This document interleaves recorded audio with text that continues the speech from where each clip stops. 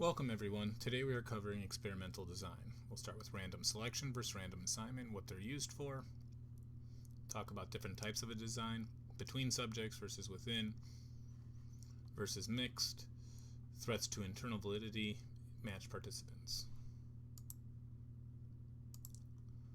First off, random selection mainly helps with external validity by making sure that we get a good participant pool.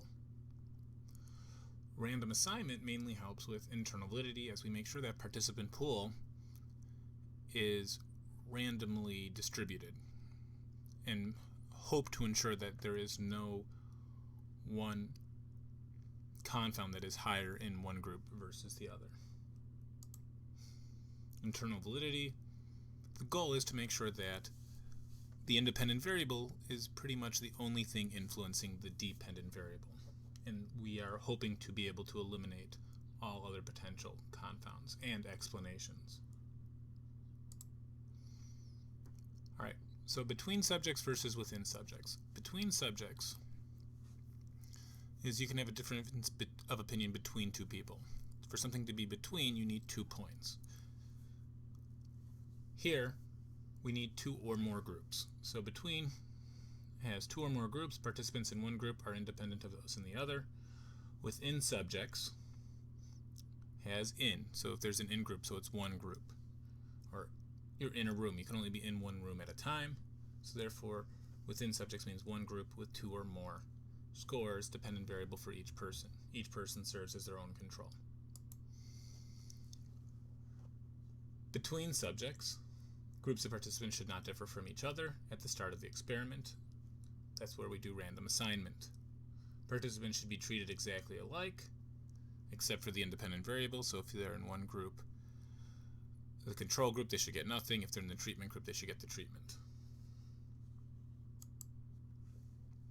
So an example would be an experimental group where you receive the treatment of smoking. The control group, no smoking.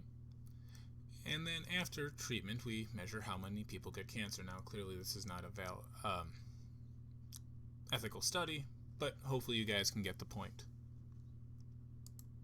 Within subjects, again, one group, 2 or more scores are obtained from each participant. So this would be like doing a taste test, and you would try McDonald's, Burger King,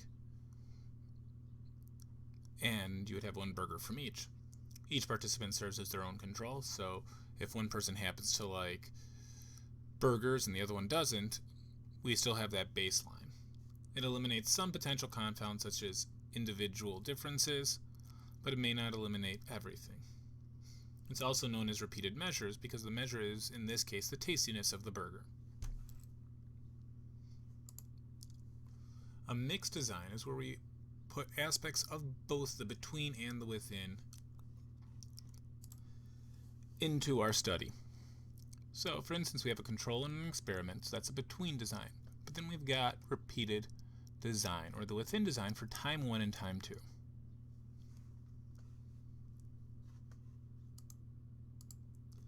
So, we're going to have the option for getting a lot of potential confounds.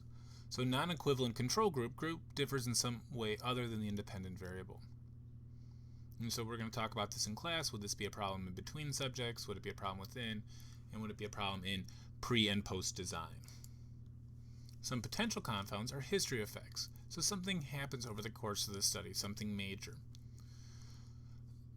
Something like, a catastrophic event, or you coming into some information, or stressors, or something. Maturation is changed due simply to the passage of time or aging, such as if you look at 2-year-olds versus 3-year-olds and their ability to walk, they're going to be able to be better because they're maturing. Testing effects can be part due to repeated testing. So there's the practice effect where just because you're doing something, your performance improves. Fatigue effect. As you go on through the test, you start doing worse, and then there's carryover. So performance in one condition is affected by the previous condition, meaning you could be very tired. So if you imagine a workout condition and you're doing running and then you have to go lift weights, you might not be able to lift the maximal amount as if you were starting off with lifting weights. one of the things we want to do, especially in within subjects design, is the counterbalance, much like we did in the Pepsi challenge. And so you could do A, B, B, A. So you could taste Coke, then Pepsi, then Pepsi, then Coke. In between subjects, we can do it a complete, which is what we did exactly in Pepsi challenge, because it was a between subjects, because some people went order B then A, others went A then B. It was also at random, because we didn't decide who got into what group. Slips were handed out randomly, and below you can see there is the Latin square, which is just a specific way of having the 4 conditions be given out where there's no duplicate conditions. Something that happens is people will do either really well or do really poorly. And there's this what's called regression to the mean, when participants are selected that are extreme in some way. So those who are above the score will next time score lower, and those who scored low will sometimes score higher. This is based on what their actual abilities are. Instrumentation is a major issue and has likely been improved upon by automation, such as using surveys or computers to do a lot of the recording. But sometimes we have to use human observers, and humans are not all consistent with each other, and we don't have what's called great inter-rater reliability, and therefore we can have confounds being due to raters. Demand characteristics. Demand characteristics are related to whether or not the participant thinks they know what's supposed to be going on.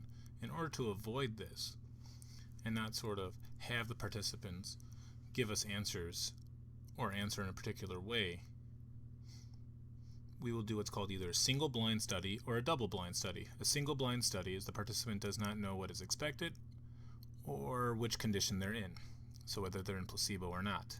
A double blind study can be necessary to make sure the experimenter doesn't know, so the experimenter doesn't accidentally give away some information. Not intentionally, but maybe subconsciously or unconsciously. Mortality or attrition.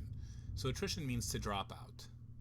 This can be an issue because sometimes people will drop out for a reason. Maybe it's too hard or takes too long. Think about responding to a survey and how quickly you are to drop out if it has too many questions. So this can be an issue, and hopefully there's no difference between groups on why people dropped out. If there is, you might have an issue. Diffusion of treatment is when groups talk about things to each other. And it could be like, well, are you getting this weird rash? No, I'm not. I wonder if I'm in the placebo and you're in the treatment. And you want to make sure that doesn't happen.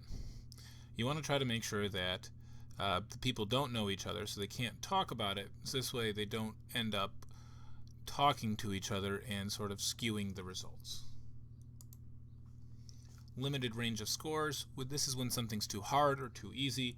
There's a ceiling effect when things are too easy, when everybody gets it right. Floor effect when everyone scores at or near the minimum. So ceiling effect is when a score, or an exam more precisely, is too easy. A floor effect is when everything is too hard. A way to do this is to do pilot testing, which is where you ask the questions ahead of time, determine if they're too hard or too easy, and then give it to the rest of the study. Matched participant design includes aspects of between and within. It is challenging because you want to match people on important characteristics or variables such as gender, age, ethnicity, type of preference of food, and it can be very complicated to make sure you have equivalent people in each group. And you'll find some benefits to it in that it's very similar to within groups, and you're controlling for a lot of confounds, but to actually go through and do the analysis, but to actually do the matching can be overly complicated. If you're doing it with gender, fine, that's simple, but if you're doing age with gender, then by ethnicity, it's going to be very challenging to find all three things, and if you add in more variables that you deem that are important, it becomes even more convoluted. But we do have the potential upside of being able to do within subjects analysis, which provides a lot of strength and more power. I will see you all in class.